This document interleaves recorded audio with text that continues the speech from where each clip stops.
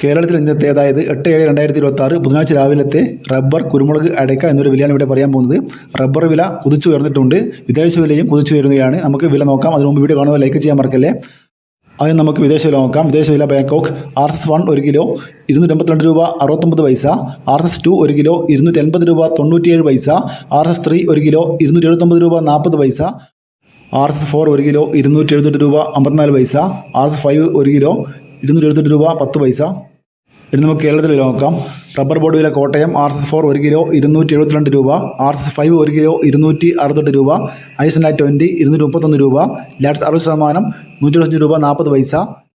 Rubber വില കൊച്ചി നോക്കാം. RS4 1 kilo 272 രൂപ, RS5 1 കിലോ 268 രൂപ. ഇനി വ്യാപാരി നോക്കാം. വ്യാപാരി വില കോട്ടയം RS4 1 കിലോ 264 രൂപ, RS5 1 കിലോ 260 രൂപ. ലാറ്റ്സ് നോക്കാം. ഫീൽഡ് ലാറ്റസ് 247 രൂപ. ഇന്ന് റബ്ബർ വിലയിൽ RS4നും RS5നും 1 രൂപയാണ് കൂടിയത്. ഐസ്ലാറ്റ് 20ക്ക് 1 രൂപ കൂടിയിട്ടുണ്ട്. ലാറ്റ്സിൻ്റെ 60% 1 രൂപ 55 പൈസ കൂടിയിട്ടുണ്ട്.